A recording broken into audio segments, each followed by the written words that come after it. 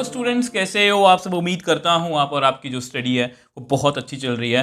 तो आज की वीडियो में बेसिकली हम क्लास 11th का जो चैप्टर नंबर 6 है, परम्यूटेशंस एंड कॉम्बिनेशंस, तो उसको हम डिटेल में डिस्कस करने वाले हैं। कुछ बच्चों को कंफ्यूजन भी होगी कि सर चैप्टर नंबर 6 तो हमारी बुक में कुछ और है, हमारी बुक में तो ये 7th चैप्टर है। तो इसके रिगार्डिंग भी जो आपको पुरानी और नई एनसीईआरटी को लेके जो भी कंफ्यूजन्स हैं वो भी मैंने आपको दूर करने की कोशिश किया। मैं ना जो पुरानी और नई एनसीईआरटी में डिफरेंस है, तो मैंने पुरानी एनसीईआरटी में सब कुछ टिक करवाया आपको कि कौन कौन से टॉपिक्स जो हैं वो आपको नहीं पढ़ने हैं। ठीक है, इस वीडियो का लिंक जो है मैं आपको ऐसा करूंगा इस चैप्टर की प्लेलिस्ट में दे दूंगा, आप जाके चेकआउट कर सकते हो। क्योंकि अगर आपको कंफ्यूजन होगी, देखो अगर हम कुछ पढ़ने जा रहे हैं, हम मन से तभी पढ़ेंगे जब हम श्योर होते हैं। अगर हमारे मन में यही डाउट होगा कि क्या मुझे ये पढ़ना है या नहीं पढ़ना, तो हम अच्छे से नहीं पढ़ पाएंगे। तो इसलिए वो डाउट जो है वो आपके मन में नहीं होना चाहिए। वो वीडियो आपको नीचे मतलब कि ऐसा करूंगा प्लेलिस्ट में जो है उसका लिंक मैं आपको दे दूंगा। तो देखो ये चैप्टर जो है परम्यूटेशन एंड कॉम्बिनेशन, अब बच्चे नॉर्मली इस चैप्टर को मुश्किल मानते हैं। मुझे ये नहीं पता कि इसका रीज़न क्या है कि ये चैप्टर उनको मुश्किल क्यों लगता है, बट मेरे अकॉर्डिंग ये बहुत ईजी है। और आपके जो क्लास 11th का लेवल है ना वो बहुत ज़्यादा ईजी है। अगर आप इसको बहुत अच्छे लेवल पर पढ़ना चाहते हो, मतलब आपको अगर आप कोई क्लास 12th के बाद कोई कॉम्पिटेटिव एग्जाम देना चाहते हो, तब आपको इस चैप्टर की इंपॉर्टेंस पता लगेगी। ये हर एक कॉम्पिटेटिव एग्जाम जिसमें मैथ्स होता है ना, उसका ये पार्ट होता है।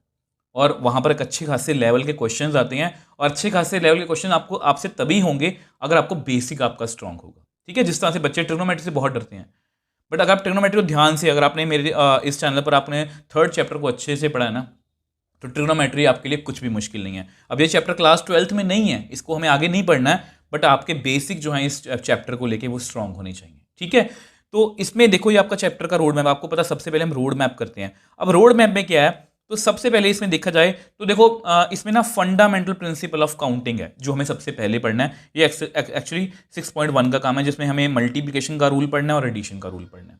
इसके बाद फैक्टोरियल बहुत छोटा सा टॉपिक है, 6.2 के अंदर है।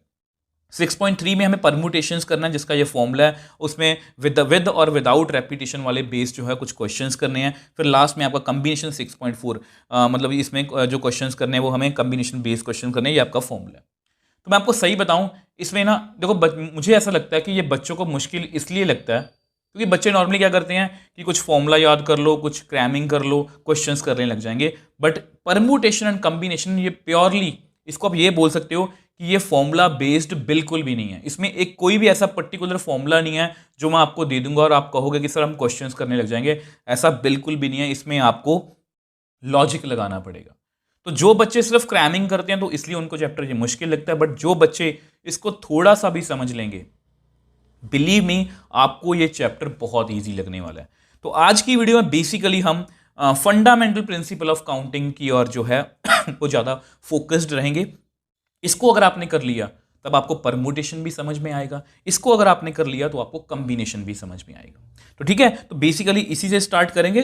छोटी छोटी इंट्रो वाली वीडियो होंगी, जितने अगर हम इसकी इंट्रो की बात करें, इसकी इंट्रो की बात करें, तो ये अलग अलग वीडियोस में हम मतलब कि डिस्कस करेंगे। आज की वीडियो में हम 6.1 को डिस्कस करेंगे और उसमें बाद में उसकी एग्जाम्पल्स और क्वेश्चंस को डिस्कस करेंगे। तो एक अच्छे मन से, एक पॉजिटिव मन से आज की वीडियो को शुरू करते हैं। अब देखो, जैसा कि मैंने आपको बताया था कि फंडामेंटल प्रिंसिपल ऑफ काउंटिंग में 2 रूल्स काम करते हैं, fundamental principle of multiplication, fundamental principle of addition. ठीक है, अब देखो ये मैंने अपनी तरफ से लिखा है। अब बेसिकली मैं इसको पता क्या बोलता हूं, एंड रूल, इसको मैं क्या बोलता हूं, और रूल। ठीक है, एंड रूल और रूल, इसको आप याद रखोगे, आपको कोई भी परम्यूटेशन में कॉम्बिनेशन में कोई भी दिक्कत नहीं है। अब इन नाम को याद मत रखो, इस नाम को याद मत रखो, एंड रूल और रूल। तो एंड, तो जब भी देखो इवेंट मैथ्स में कभी भी किसी भी काम को ना हम देखो, ये ना बुक की डेफिनेशन है, इसको मैं आपको एग्जांपल से समझाऊंगा, आपको अच्छे से समझ में आएगी। पहले बुक की डेफिनेशन को समझ लेते हैं। तो जो भी कोई इवेंट होता है, जैसे कोई काम है, जैसे कोई ए काम है, एक बी काम है।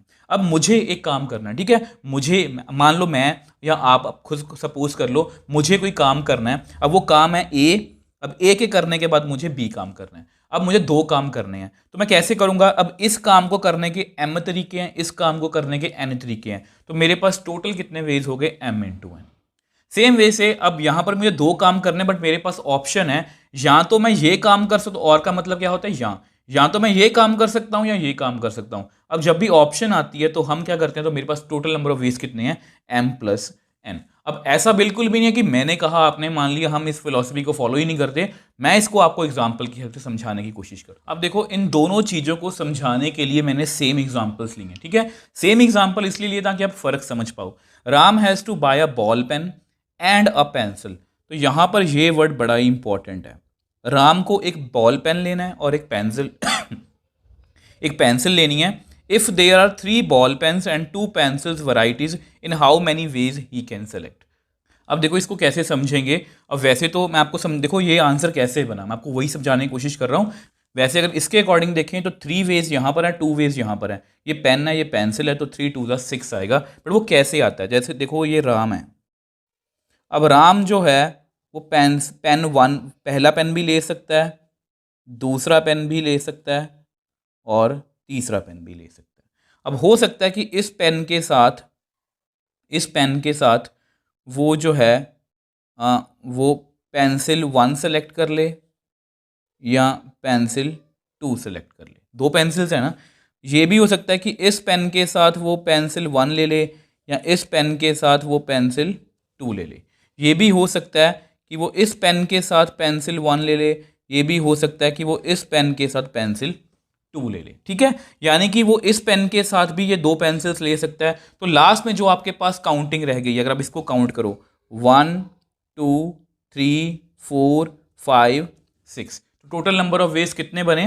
6। अब हर बार इसको हम ऐसा फ्लो चार्ट बना के तो देखेंगे नहीं, तो इसलिए उसका डायरेक्ट फॉर्मूला बना दिया। तो वो कैसे बना, तो ये आपके सामने total number of ways. Pen ये मैंने यहाँ बनाया, ब्लैंक बनाया, यहाँ पर मैंने ब्लैंक बनाया पेन का या पेंसिल का। अब जब भी हम क्वेश्चंस करेंगे ना, हम इसी तरह से करेंगे।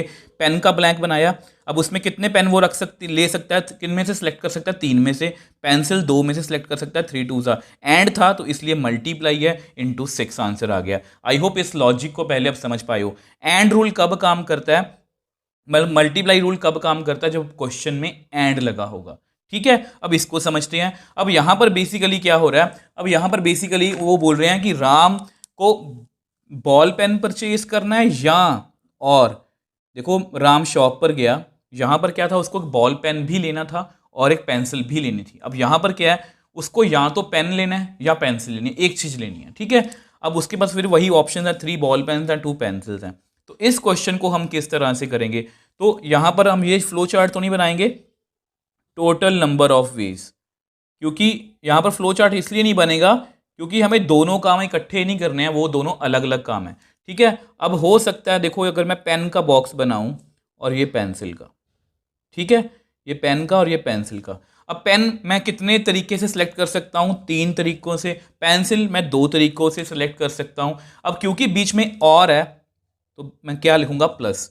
अब ये प्लस क्यों आया, इसको भी मैं आपको समझा देता हूं, ठीक है। अब आपके सामने ये देखो, ये आपके सामने 3 पेन पड़े हैं, ठीक है, और ये आपके सामने 2 पेंसिल्स हैं। ये पेंसिल्स हैं, ठीक है, और ये क्या है? आपके पेन, ठीक है। हो सकता है कि मुझे ये पेन पसंद आ जाए, एक। हो सकता है मुझे ये पेन पसंद आ जाए, 2। ये पेन पसंद आ जाए, 3। ये पेंसिल मैं ले लूँ, 4। ये पेंसिल मैं ले लूँ, 5। तो 5 ही तरीके हैं। ऐसा ऐसा कोई भी तरीके को, यहाँ पर क्या था कि दोनों चीज़ें मैं इकट्ठी करनी थी। ये पेन के साथ मैं ये वाला पेन भी ले सकता था, ये पेन के साथ मैं ये भी ले सकता था। सेम यहाँ पर इसके साथ भी 2 ऑप्शन है, इसके साथ भी 2 ऑप्शन है, इसलिए मल्टीप्लाई रूल काम करता है। बट जब बीच में और आ जाता है कि चाहे मैं ये काम कर लूँ चाहे मैं वो कर लूँ, तो इस काम को करने के, पेन को लेने के भी 3 तरीके हैं, पेंसिल को लेने के भी 3 तरीके हैं। तो टोटल तरीके कितने हुए? दोनों को प्लस कर दो, 5। तो इस तरह से जिन बच्चों ने, देखो मैं आपको गारंटी देता हूं, जिस बच्चे ने ये सीख लिया ना, उसको 6.1 में कोई भी दिक्कत नहीं आएगी। 6.1 में कोई दिक्कत नहीं आई तो आपको 6.3 में परमुटेशन और कम्बिनेशन में भी उसको समझने में, जहां पर कई बार एंड रूल लगेगा, कई बार और रूल लगेगा, तो आपको दिक्कत नहीं आएगी। आई होप ये आपको क्लियर है। अब मैं आपको सिर्फ एक एग्जाम्पल करवा के दिखाता हूं, अपनी तरफ से एग्जाम्पल है मेरी, आप बहुत अच्छे समझोगे, उसके बाद आपको 6.1 में कोई भी दिक्कत जो है वो नहीं आई। अब देखो ये वो एग्जाम्पल है मैं जिसकी बात कर रहा था। अगर आपने ये, आपको अपनी तरफ से करवा रहा हूं, अगर आपने ये समझ ली ना, आपको कोई भी दिक्कत नहीं आएगी 6.1 में, गारंटी है। Find the number of 3 letter word with और without meaning which can be formed out of the letter of the word Ram, ठीक है। तो बेसिकली यहां पर क्या हो रहा है कि यहां पर ना हमारे पास राम वर्ड जो है वो अवेलेबल है, ठीक है। ऐसे क्वेश्चंस आपको आएंगे। तो मुझे इनको शफल करके, जैसे मैं पहले एक वर्ड बना दूं ARM, ये तो वैसे वर्ड बन गया आम, ठीक है। ये अब इसका देखो, इसका मतलब है आम का। अब मैं ये भी बना सकता हूँ AMR, इसका मतलब एग्जैक्टली कुछ नहीं है, मतलब डिक्शनरी में इसका कोई भी मीनिंग नहीं है, इसलिए ऐसा लिखा होता है कि विद और विदाउट मीनिंग। ऐसा नहीं है कि हम मीनिंग ढूंढने लग जाएं, बस हमें इनको शफल करके अरेंजमेंट्स करने हैं, हमें इनको शफल करके बस जो है वो मतलब कि इस तरह से अरेंजमेंट्स करने हैं। अब यहाँ पर एक बात लिखी गई है, repetition is allowed, not allowed, repetition is allowed. तो इसका क्या मतलब है? तो देखो, इसको के लिए सबसे पहले क्या करेंगे, अब फर्स्ट केस है, अब फर्स्ट केस में क्या है, रेपिटेशन इज नॉट अलाउड, ठीक है। तो जब भी ऐसा क्वेश्चन आएगा, देखो जब भी ऐसा क्वेश्चन आता है कि यहाँ पर आपको वर्ड में कुछ मीनिंग बनाना है, या मतलब कि कुछ लेटर्स वर्ड बनाना है, तो आपको कितने लेटर वर्ड बनाना है? तो आपको 3 लेटर वर्ड बनाना है, तो आपको 3 स्पेसेस ले लेनी है, ठीक है, जिस तरह से मैंने पेन और पेंसिल्स की ली थी, ठीक है। अब आपने बस वहां पर क्या था, 2 चीजें थी, 2 काम एक साथ हो रहे थे। तो यहां पर देखो क्या हो रहा है, देखो यहां पर 3 लेटर वर्ड बनाना है, मैंने 3 ब्लैंक्स ले लिए। अब देखो आपको दिखाने के लिए, बच्चों ना इसमें कंफ्यूज होते हैं, ये आपके सामने वैसे तो लेटर्स को हम देख नहीं सकते, बट मतलब कि ऐसे फील नहीं कर सकते। अब मैंने आपके सामने 3 ऑप्शंस रख दिए, ये R है, ये A है, ये M है, ठीक है। अब आप मेरे को बात बताओ, आपके सामने ये 3 मतलब कि पड़े हैं, ठीक है, आपके सामने ये 3 पड़े हैं, तो आप मेरे को बताओ यहाँ पर फर्स्ट नंबर पर कौन सा रखोगे, ठीक है, फर्स्ट नंबर पर कौन सा रखोगे? कोई भी रख सकते हो, मतलब आपको फर्स्ट नंबर पर रखने के लिए कौन सी ऑप्शन है, मतलब कितनी ऑप्शंस है फर्स्ट नंबर पर रखने के लिए, कितनी ऑप्शंस है? आप बोलोगे सर 3 ऑप्शंस है, बिल्कुल सही है, 3 ऑप्शंस ही हैं। अब मान लो मैंने यहां पर R रख दिया, यहां पर मैंने क्या रख दिया, R रख दिया। अब मेरे पास सेकंड नंबर के लिए कितनी ऑप्शंस बचती हैं? 2, ठीक है। मान लो मैंने यहां पर M रख दी, चलो। अब लास्ट मतलब कि स्पेस पर मुझे कितनी मतलब कि स्पेस पर कितने ऑप्शंस बचती हैं? 1। तो इस तरह से ये काम करता है, ठीक है। इसको ऐसा नहीं है कि मुझे R रखना है। मान लो ये आपके सामने 3 ऑप्शंस पड़ी हैं, ठीक है। अब मैंने पहले M रख लिया, अब सेकंड के लिए मेरे पास कितनी ऑप्शंस है? 2, मैंने यहाँ पर R रख लिया। अब थर्ड के लिए कितनी ऑप्शंस है? 1। तो इस तरह से ही काम करता है, ठीक है। अब देखो यहाँ पर बीच में क्या साइन आएगा। अब आपको पता है मुझे यहाँ पर ये लेटर भी रखना है, ये भी रखना है, ये भी रखना है, मतलब ये भी रखना है एंड ये भी रखना है एंड ये भी रखना है। तो बीच में क्या आएगा? मल्टीप्लाई का साइन। तो कितने मतलब कि हम ऐसे मतलब कि वर्ड्स बना सकते हैं, ऐसे हम 6 वर्ड्स जो हैं मतलब कि वो बना सकते हैं राम को यूज करके, ठीक है। अब ऐसा करते हैं, रेपिटेशन इज अलाउड की बात करते हैं। Repetition is allowed. अब देखो ये आपके सामने केस है, रेपिटेशन इज अलाउड। अब इसको कैसे करेंगे? अब आपके सामने कितनी, पहले के लिए कितनी ऑप्शंस है आपके सामने, आप मेरे को बताओ। आप कहोगे सर 3, ये कौन सी बड़ी बात है, ठीक है। अब दूसरे, अब देखो मान लो मैंने R रख दिया यहां पर, ठीक है। अब ऐसा नहीं है कि यहां पर देखो, यहां पर क्या, इसको भी बात करते हैं, मैंने यहां पर R रखा, तो आपके सामने यहां पर कितनी ऑप्शन है? 2 ऑप्शन रह गई हैं। क्यों? क्योंकि रेपिटेशन इज नॉट अलाउड, मतलब R अगर रख लिया तो R दोबारा नहीं आ सकता। बट यहां पर क्या है कि अगर मैंने R रख लिया तो R फिर से यहां पर दोबारा आ सकता है। कितनी ऑप्शन है? 3। मान लो मैंने यहां पर A रखा, अब ऐसा नहीं है कि A यहां पर नहीं आ सकता, तो A यहां पर भी आ सकता है। तो यहां पर कितनी ऑप्शंस हैं? 3। तो इस तरह से मुझे ये भी चाहिए, मुझे ये भी चाहिए, मुझे ये भी चाहिए, तो मल्टीप्लाई का साइन है। 3 3 are 9, 3 are 27 वर्ड्स। तो अगर रेपिटेशन अलाउड है तो इस तरह से केस बनेंगे, अगर रेपिटेशन अलाउड तो रेपिटेशन नॉट अलाउड है तो इस तरह से केस बनेंगे, रेपिटेशन अलाउड है तो इस तरह से केस बनेंगे। आई होप इसको आप समझ पाए हो। जिन बच्चों ने भी इस चीज़ को समझ लिया, अगर आपको समझ नहीं आया प्लीज़ वीडियो को दोबारा से देखना। जिन बच्चों ने इस चीज़ को दोबारा समझ लिया उसको 6.1 में बिलीव में कोई भी दिक्कत नहीं आने वाली। नेक्स्ट वीडियो में हम इसकी एग्जांपल्स को डिस्कस करेंगे। अगर आपको आज की वीडियो में कोई भी डाउट है मुझे नीचे कमेंट सेक्शन में लिख सकते हो, मैं आपका हमेशा रिप्लाई करता हूं। अगर आपको वीडियो थोड़ी सी भी हेल्पफुल लगे तो वीडियो को लाइक कीजिए, शेयर कीजिए और चैनल को सपोर्ट कीजिए।